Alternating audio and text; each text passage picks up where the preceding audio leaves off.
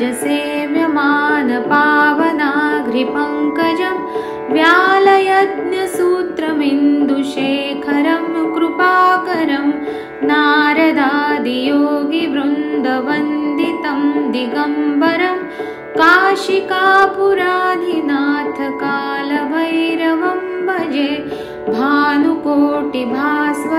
भवाब्धितारकं परं नीलकण्ठमीप्सितार्थदायकं त्रिलोचनं कालकालमम्बुजाक्षमक्षशूलमक्षरं काशिकापुराधिनाथकालभैरवं भजे शूलटङ्कपाशदण्डपाणिमादिकारणं श्यामकायमादिदेवमक्षरं निरामयं भीमविक्रमं प्रभुविचित्रताण्डवप्रियं काशिकापुराधिनाथकालभैरवं भजे भुक्तिमुक्तिदायकं प्रशस्तचारुविग्रहं भक्तवत्सलं स्थितं समस्तलोकविग्रहं विनिक्वणन् मनोज्ञहेमकिङ्किणीलसत्कटिं काशिकापुराधिनाथकालभैरवं भजे धर्मसेतुपालकं त्वधर्ममार्गनाशकं कर्मपाशमोचकं सुशर्मदायकं विभुं स्वर्णवर्णशेषपाशशोभिताङ्गमण्डलं काशिकापुराधिनाथकालभैरवं भजे रत्नपादुकाप्रभाभिरामपादयुग्मकं नित्यमद्वितीयमिष्टदैवतं निरञ्जनं मृत्युदर्पनाशनं कराळदंष्ट्रमोक्षणं काशिकापुराधिनाथकालभैरवं भजे अट्टहासभिन्नपद्मजाण्डकोशसन्ततिं दृष्टिपातनष्टपापजालमुग्रशासनम् अष्टसिद्धिदायकं कपालमालिकन्धरं काशिकापुराधिनाथकालभैरवं भजे भूतसङ्घनायकं विशालकीर्तिदायकं काशीवासलोकपुण्यपापशोधकं विभुं नीतिमार्गकोविदं पुरातनं जगत्पतिं काशिकापुराधिनाथकालभैरवं भजे कालभैरवाष्टकं पठन्ति ये मनोहरं ज्ञानमुक्तिसाधनं विचित्रपुण्यवर्धनं शोकमोहदैन्यलोभकोपतापनाशनं ते प्रयान्ति कालभैरवाङ्घ्रिसन्निधिं ध्रुवम् इति श्रीमच्छङ्कराचार्यविरचितं कालभैरवाष्टकं सम्पूर्णम्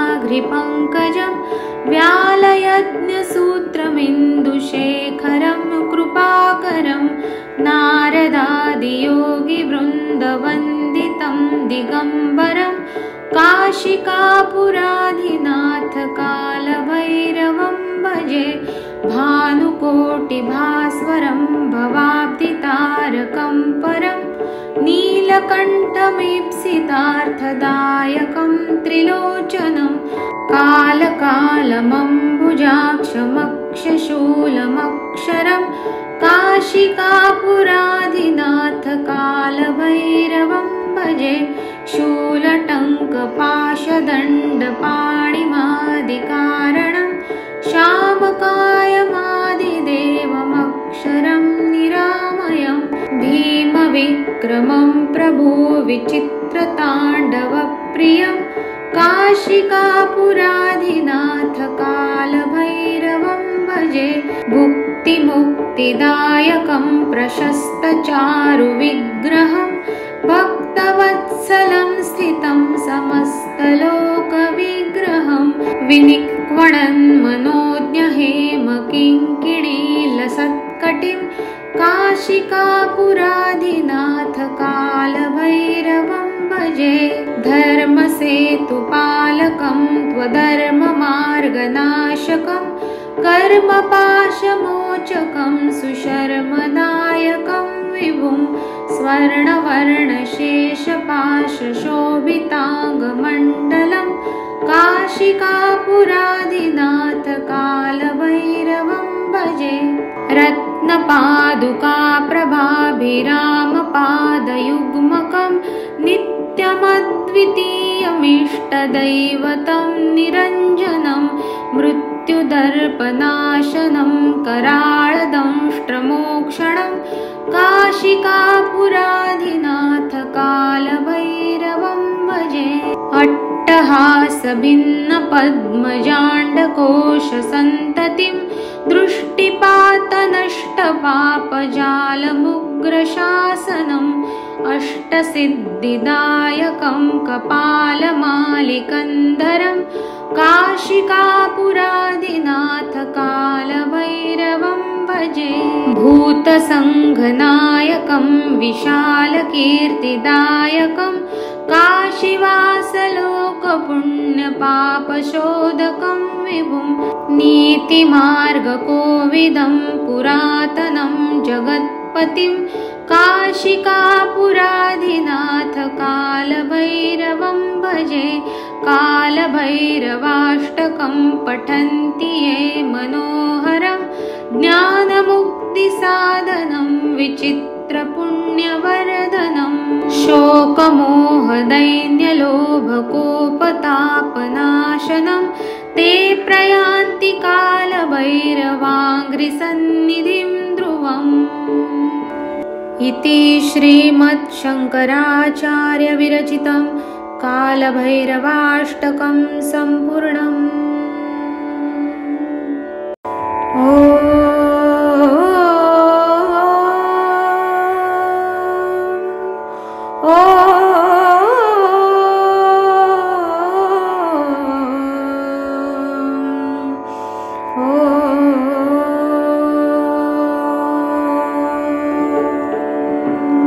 देवराजसेव्यमानपावनाघ्रिपङ्कजं व्यालयज्ञसूत्रमिन्दुशेखरं कृपाकरं नारदादियोगिवृन्दवन्दितं दिगम्बरं काशिकापुराधिनाथ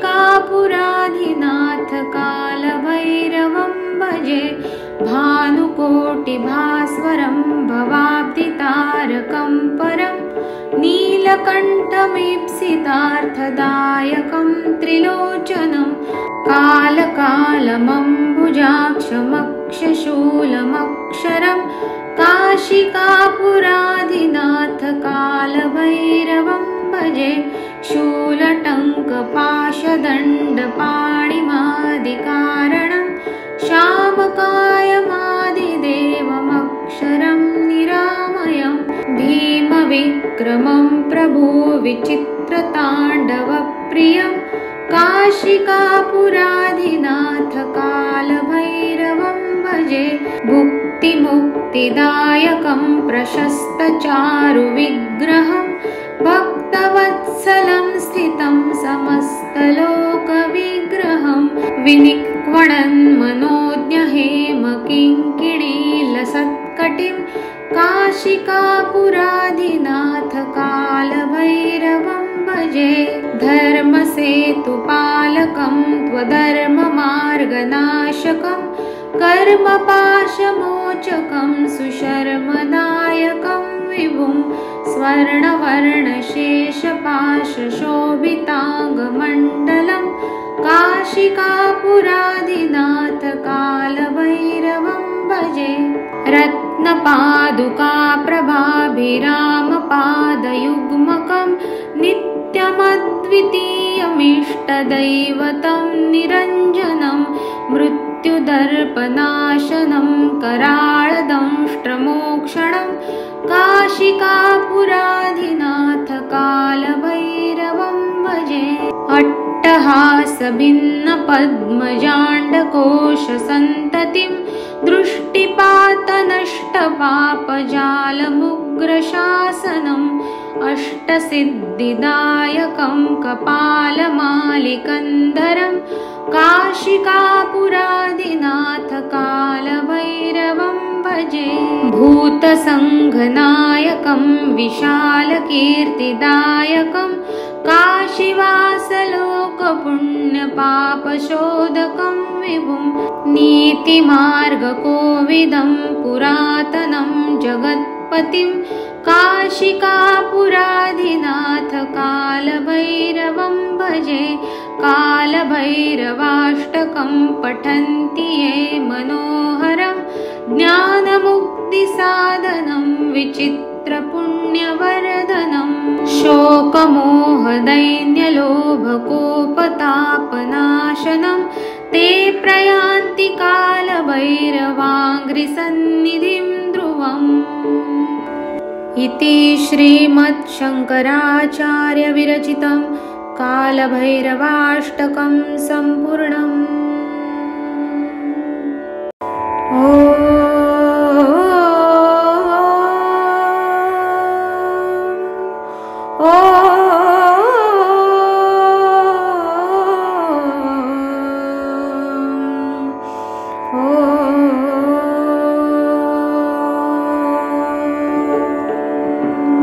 देवराजसेव्यमानपावनाघ्रिपङ्कजं व्यालयज्ञसूत्रमिन्दुशेखरं कृपाकरं नारदादियोगिवृन्दवन्दितं दिगम्बरं काशिकापुराधिनाथ कालभैरवं भजे।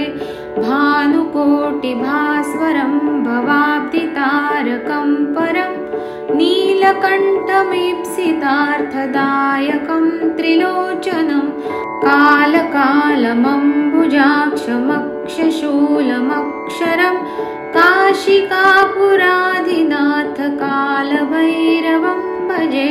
शूलटङ्कपाशदण्डपाणिमादिकारणं श्यामकायमादिदेवमक्षरं निरामयं भीमविक्रमं प्रभुविचित्रताण्डवप्रियं काशिकापुराधिनाथ कालभैरवं भजे। भुक्तिमुक्तिदायकं प्रशस्तचारुविग्रहं भक्तवत्सलं स्थितं समस्तलोकविग्रहं विनिक्वणन्मनोज्ञहेमकिङ्किणीलसत्कटिं काशिकापुराधिनाथ कालभैरवं भजे। धर्मसेतुपालकं त्वधर्ममार्गनाशकं कर्मपाशमोचकं सुशर्मदायकं विभुं स्वर्णवर्णशेषपाशशोभिताङ्गमण्डलं काशिकापुराधिनाथ कालभैरवं भजे। रत्नपादुकाप्रभाभिरामपादयुग्मकं नित्यमद्वितीयमिष्टदैवतं निरञ्जनं मृत्युदर्पनाशनं कराळदंष्ट्रमोक्षणं काशिकापुराधिनाथ कालभैरवं भजे। अट्टहासभिन्नपद्मजाण्डकोशसन्ततिं दृष्टिपातनष्टपापजालमुग्रशासनम् अष्टसिद्धिदायकं कपालमालिकन्धरं काशिकापुराधिनाथ कालभैरवं भजे। भूतसङ्घनायकं विशालकीर्तिदायकं काशीवासलोकपुण्यपापशोधकं विभुं नीतिमार्गकोविदं पुरातनं जगत्पतिं काशिकापुराधिनाथ कालभैरवं भजे। कालभैरवाष्टकं पठन्ति ये मनोहरं ज्ञानमुक्तिसाधनं विचित्रपुण्यवर्धनं। शोकमोहदैन्यलोभकोपतापनाशनं ते प्रयान्ति कालभैरवाङ्घ्रिसन्निधिं ध्रुवम्। इति श्रीमच्छङ्कराचार्यविरचितं कालभैरवाष्टकं सम्पूर्णम्।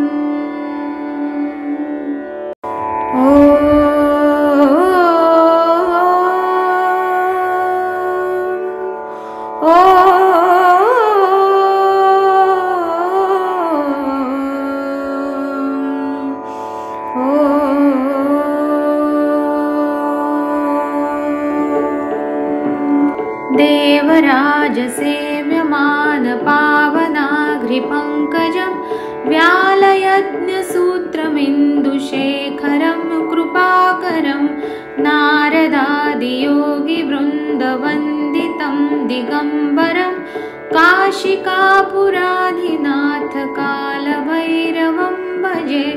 भानुकोटिभास्वरं भवाब्धितारकं परं नीलकण्ठमीप्सितार्थदायकं त्रिलोचनं कालकालमम्बुजाक्षमक्षशूलमक्षरं काशिकापुराधिनाथकालभैरवं भजे।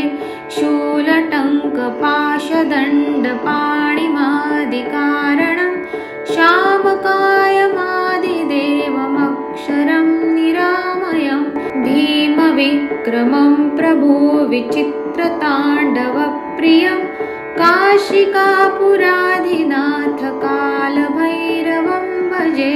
भुक्तिमुक्तिदायकं प्रशस्तचारुविग्रहं भक्तवत्सलं स्थितं समस्तलोकविग्रहं विनिक्वणन्मनोज्ञहेमकिङ्किणीलसत्कटिं काशिकापुराधिनाथकालभैरवं भजे। धर्मसेतुपालकं त्वधर्ममार्गनाशकं कर्मपाशमोचकं सुशर्मदायकं विभुं स्वर्णवर्णशेषपाशशोभिताङ्गमण्डलं काशिकापुराधिनाथकालभैरवं भजे।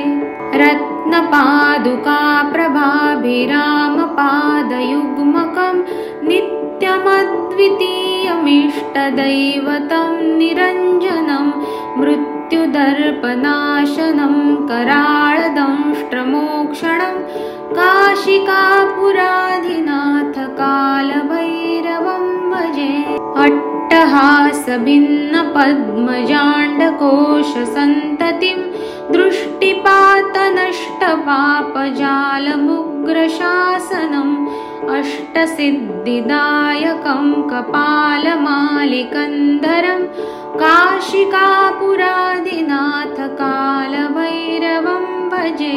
भूतसङ्घनायकं विशालकीर्तिदायकं काशीवासलोकपुण्यपापशोधकं विभुं नीतिमार्गकोविदं पुरातनं जगत्पतिं काशिकापुराधिनाथकालभैरवं भजे। कालभैरवाष्टकं पठन्ति ये मनोहरं ज्ञानमुक्तिसाधनं विचित्रपुण्यवर्धनं शोकमोहदैन्यलोभकोपतापनाशनं ते प्रयान्ति कालभैरवाङ्घ्रिसन्निधिं ध्रुवम्। इति श्रीमच्छङ्कराचार्यविरचितं कालभैरवाष्टकं सम्पूर्णम्।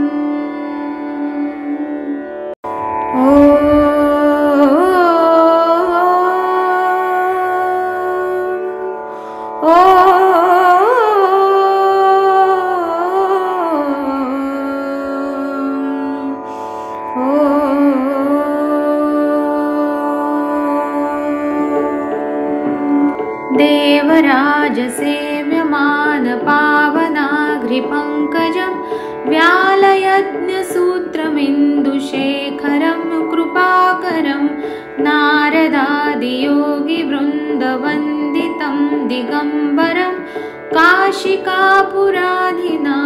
कालभैरवं भजे भानुकोटिभास्वरं भवाब्धितारकं परं नीलकण्ठमीप्सितार्थदायकं त्रिलोचनं कालकालमम्बुजाक्षमक्षशूलमक्षरं काशिकापुराधिनाथ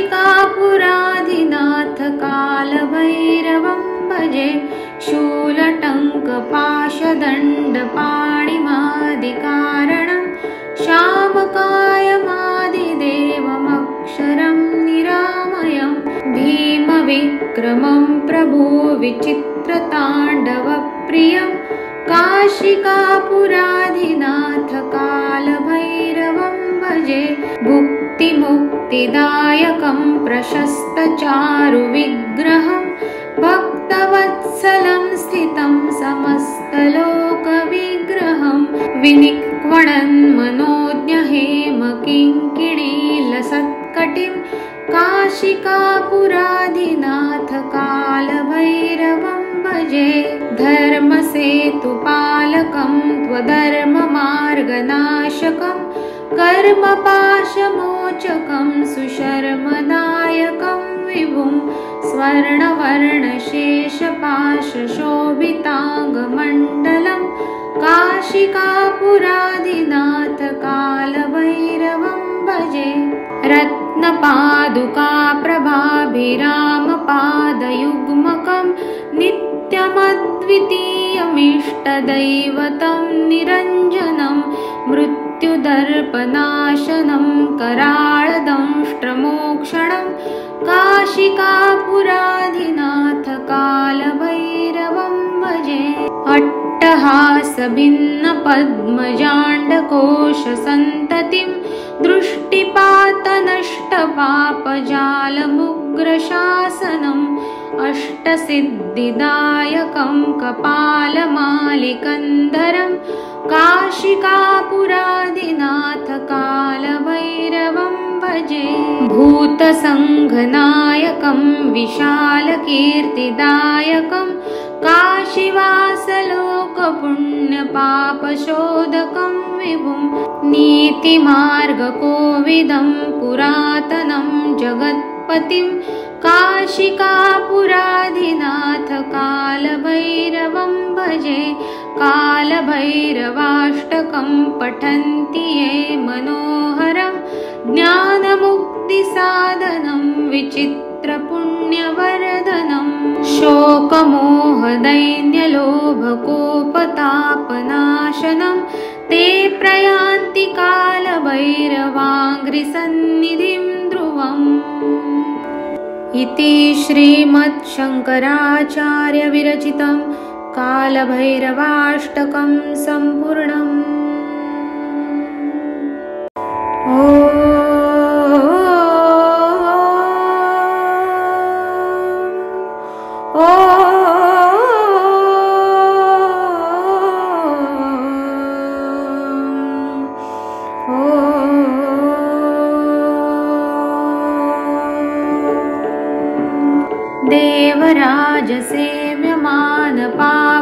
देवराजसेव्यमानपावनाघ्रिपङ्कजं व्यालयज्ञसूत्रमिन्दुशेखरं कृपाकरं नारदादियोगिवृन्दवन्दितं दिगम्बरं काशिकापुराधिनाथ कालभैरवं भजे भानुकोटिभास्वरं भवाब्धितारकं परं नीलकण्ठमीप्सितार्थदायकं त्रिलोचनं कालकालमम्बुजाक्षमक्षशूलमक्षरं काशिकापुराधिनाथ कालभैरवं भजे शूलटङ्कपाशदण्डपाणिमादिकारणं श्यामकायमादिदेवमक्षरं निरामयं भीमविक्रमं प्रभुविचित्रताण्डवप्रियं काशिकापुराधिनाथ कालभैरवं भजे मुक्तिदायकं प्रशस्तचारुविग्रहं भक्तवत्सलं स्थितं समस्तलोकविग्रहं विनिक्वणन्मनोज्ञहेमकिङ्किणीलसत्कटिं काशिकापुराधिनाथ कालभैरवं भजे। धर्मसेतुपालकं त्वधर्ममार्गनाशकं कर्मपाशमोचकं सुशर्मदायकं विभुं स्वर्णवर्णशेषपाशशोभिताङ्गमण्डलं काशिकापुराधिनाथ कालभैरवं भजे। रत्नपादुकाप्रभाभिरामपादयुग्मकं नित्यमद्वितीयमिष्टदैवतं निरञ्जनं मृत्युदर्पनाशनं कराळदंष्ट्रमोक्षणं काशिकापुराधिनाथ कालभैरवं भजे। अट्टहासभिन्नपद्मजाण्डकोशसन्ततिं दृष्टिपातनष्टपापजालमुग्रशासनम् अष्टसिद्धिदायकं कपालमालिकन्धरं काशिकापुराधिनाथ कालभैरवं भजे। भूतसङ्घनायकं विशालकीर्तिदायकं काशीवासलोकपुण्यपापशोधकं विभुं नीतिमार्गकोविदं पुरातनं जगत्पतिं काशिकापुराधिनाथ कालभैरवं भजे। कालभैरवाष्टकं पठन्ति ये मनोहरं ज्ञानमुक्तिसाधनं विचित्रपुण्यवर्धनं शोकमोहदैन्यलोभकोपतापनाशनं ते प्रयान्ति कालभैरवाङ्घ्रिसन्निधिं ध्रुवम्। इति श्रीमच्छङ्कराचार्यविरचितं कालभैरवाष्टकं सम्पूर्णम्।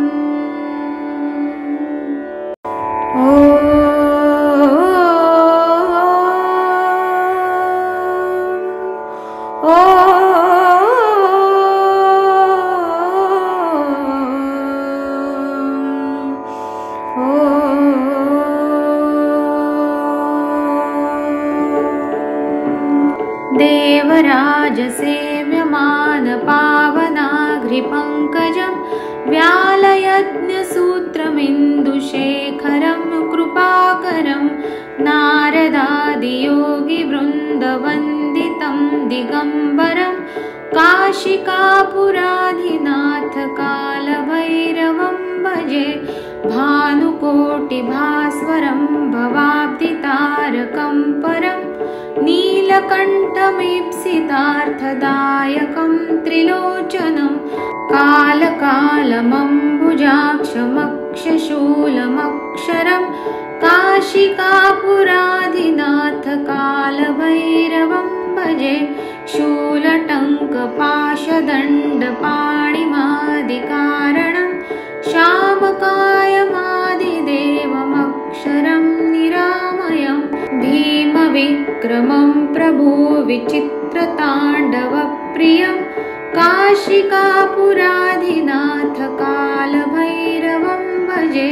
भुक्तिमुक्तिदायकं प्रशस्तचारुविग्रहं भक्तवत्सलं स्थितं समस्तलोकविग्रहं विनिक्वणन्मनोज्ञहेमकिङ्किणीलसत्कटिं काशिकापुराधिनाथ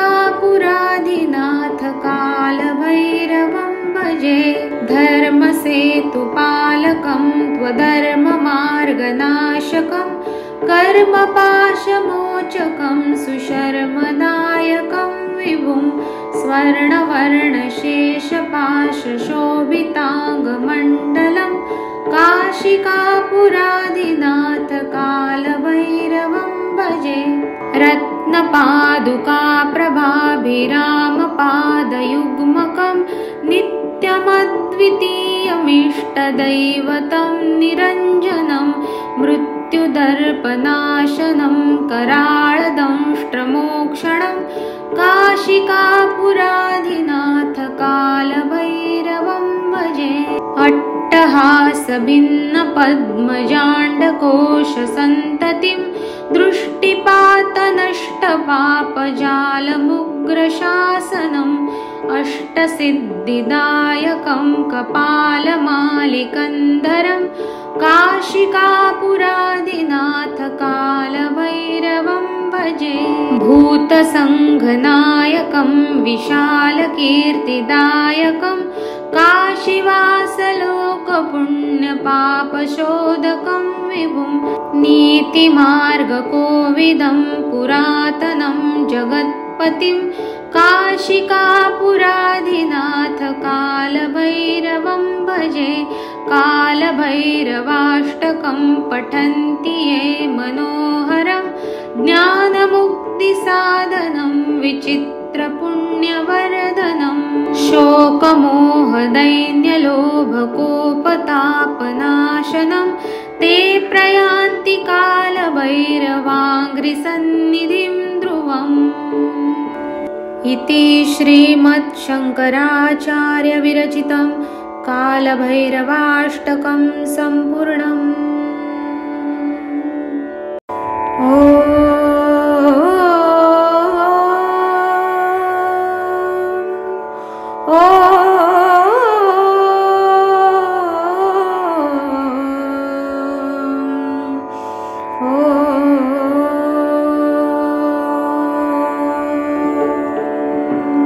देवराजसेव्यमानपावनाघ्रिपङ्कजं व्यालयज्ञसूत्रमिन्दुशेखरं कृपाकरं नारदादियोगिवृन्दवन्दितं दिगम्बरं काशिकापुराधिनाथ कालभैरवं भजे। भानुकोटिभास्वरं भवाब्धितारकं परं नीलकण्ठमीप्सितार्थदायकं त्रिलोचनं कालकालमम्बुजाक्षमक्षशूलमक्षरं काशिकापुराधिनाथ कालभैरवं भजे। शूलटङ्कपाशदण्डपाणिमादिकारणं श्यामकायमादिदेवमक्षरं निरामयं भीमविक्रमं प्रभुविचित्रताण्डवप्रियं काशिकापुराधिनाथ कालभैरवं भजे। भुक्तिमुक्तिदायकं प्रशस्तचारुविग्रहं भक्तवत्सलं स्थितं समस्तलोकविग्रहं विनिक्वणन्मनोज्ञहेमकिङ्किणीलसत्कटिं काशिकापुराधिनाथ कालभैरवं भजे। धर्मसेतुपालकं त्वधर्ममार्गनाशकं कर्मपाशमोचकं सुशर्मदायकं विभुं स्वर्णवर्णशेषपाशशोभिताङ्गमण्डलं काशिकापुराधिनाथ कालभैरवं भजे।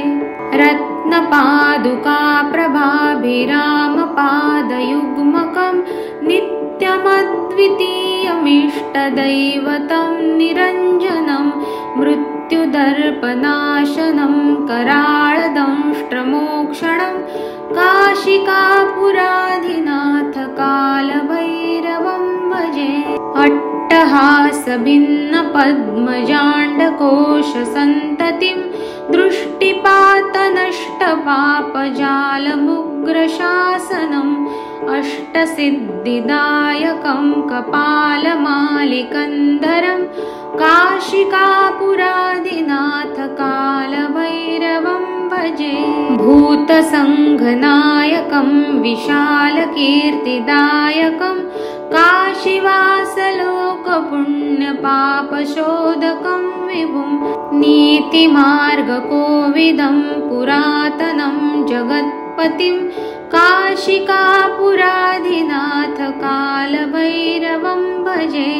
कालभैरवाष्टकं पठन्ति ये मनोहरं ज्ञानमुक्तिसाधनं विचित्रपुण्यवर्धनं विचित्रपुण्यवर्धनं शोकमोहदैन्यलोभकोपतापनाशनं ते प्रयान्ति कालभैरवाङ्घ्रिसन्निधिं ध्रुवम्। इति श्रीमच्छङ्कराचार्यविरचितं कालभैरवाष्टकं सम्पूर्णम्।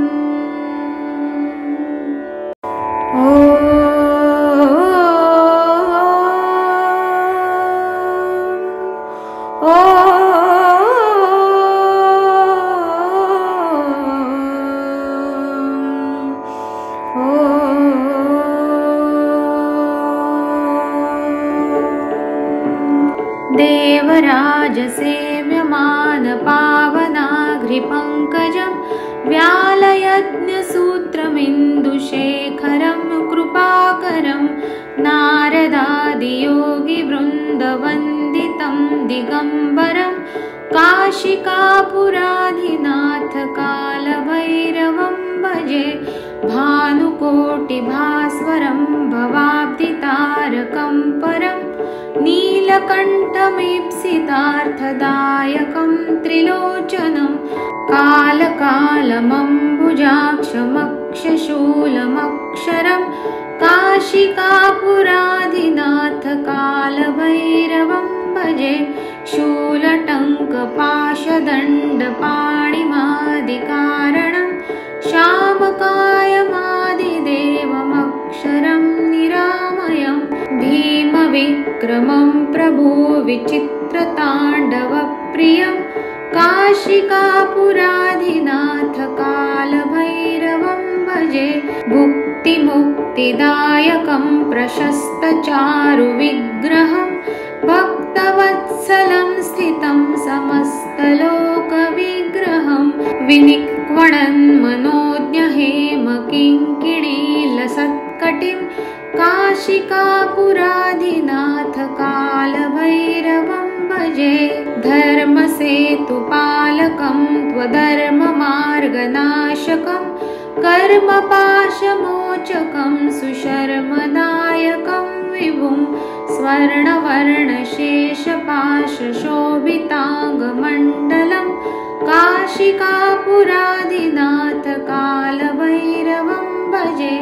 रत्नपादुकाप्रभाभिरामपादयुग्मकं नित्यमद्वितीयमिष्टदैवतं निरञ्जनं मृत्युदर्पनाशनं कराळदंष्ट्रमोक्षणं काशिकापुराधिनाथकालभैरवं भजे।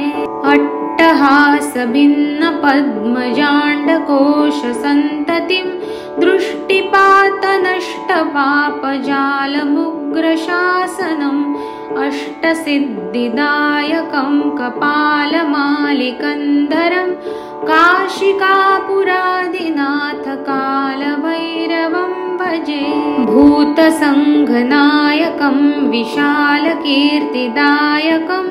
काशीवासलोकपुण्यपापशोधकं विभुं नीतिमार्गकोविदं पुरातनं जगत्पतिं काशिकापुराधिनाथकालभैरवं भजे। कालभैरवाष्टकं पठन्ति ये मनोहरं ज्ञानमुक्तिसाधनं विचित्रपुण्यवर्धनं शोकमोहदैन्यलोभकोपतापनाशनं ते प्रयान्ति कालभैरवाङ्घ्रिसन्निधिं ध्रुवम्। इति श्रीमच्छङ्कराचार्यविरचितं कालभैरवाष्टकं सम्पूर्णम्।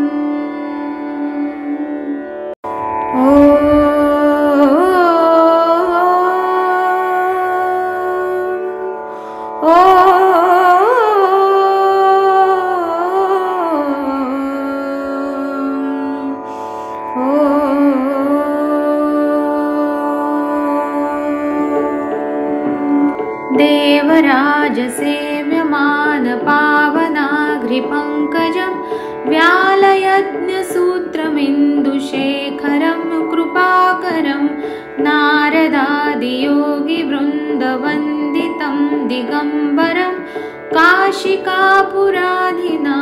कालभैरवं भजे भानुकोटिभास्वरं भवाब्धितारकं परं नीलकण्ठमीप्सितार्थदायकं त्रिलोचनं कालकालमम्बुजाक्षमक्षशूलमक्षरं काशिकापुराधिनाथ कालभैरवं भजे शूलटङ्कपाशदण्डपाणिमादिकारणं श्यामकायमादिदेवमक्षरं निरामयं भीमविक्रमं प्रभो विचित्रताण्डवप्रियं काशिकापुराधिनाथ कालभैरवं भजे भुक्तिमुक्तिदायकं प्रशस्तचारुविग्रहं भक्तवत्सलं स्थितं समस्तलोकविग्रहं विनिक्वणन्मनोज्ञहेमकिङ्किणीलसत्कटिं काशिकापुराधिनाथ कालभैरवं भजे धर्मसेतुपालकं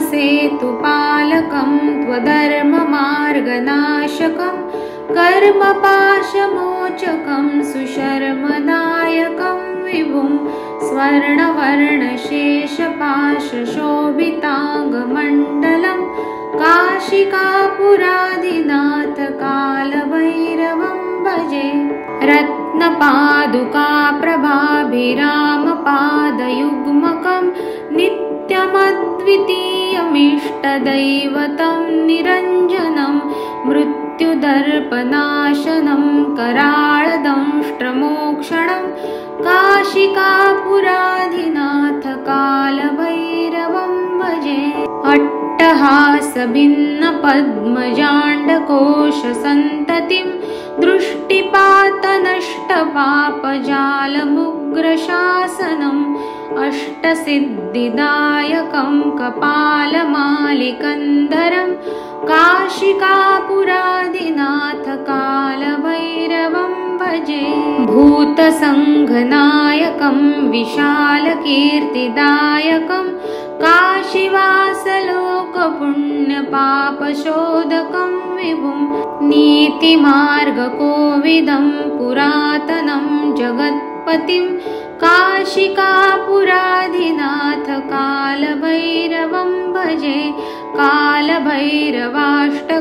पठन्ति ये मनोहरं ज्ञानमुक्तिसाधनं विचित्रपुण्यवर्धनं शोकमोहदैन्यलोभकोपतापनाशनं ते प्रयान्ति कालभैरवाङ्घ्रिसन्निधिं ध्रुवम् इति श्रीमच्छङ्कराचार्यविरचितं कालभैरवाष्टकं सम्पूर्णम्।